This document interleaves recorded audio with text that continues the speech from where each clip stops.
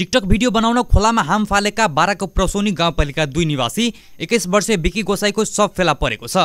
लगातार परेको अविरल वर्षाका कारण बाराको दुधौरा खोलाको पुलबाट यही असोज 19 गते हाम फालेको टिकटक भिडियो बनाउने क्रममा बेपत्ता भएका बाराका प्रसोनी गाउँपालिका 2 निवासी 21 वर्षीय विकी गोसाईको शव फेला परेको जिल्ला प्रहरी कार्यालय बाराले जनाएको छ। उनको 6 दिनपछि गण्डक जाने बङ्गेरी पुल नजिक शव फेला परेको जिल्ला प्रहरी कार्यालय बाराका प्रहरी प्रवक्ता विजयराज पण्डितले जानकारी दिनुभएको छ। गोसाई असोज 19 गति आइतबार बिहान 8:30 बजे दुधौरा खोलाको पुलबाट हाम फालेको थियो। उनको सशस्त्र प्रहरी र नेपाली सेनाको गोताखोरले खोज तलास गरेको थियो। गोसाईका साथमा हाम फालेका 20 वर्षीय अनुराग केसरवानी पौडेर नदी किनारमा आएका थिए।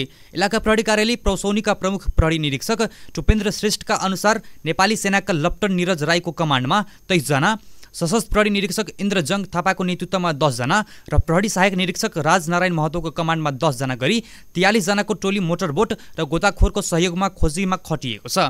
सशस्त्र प्रहरी विपद व्यवस्थापन गण निजगढका प्रहरी नायब उपरीक्षक सन्दीप आर्यालको नेतृत्वमा खोलाको 1 किलोमिटर क्षेत्रमा तीव्र खोजबिन भइरहेको छ।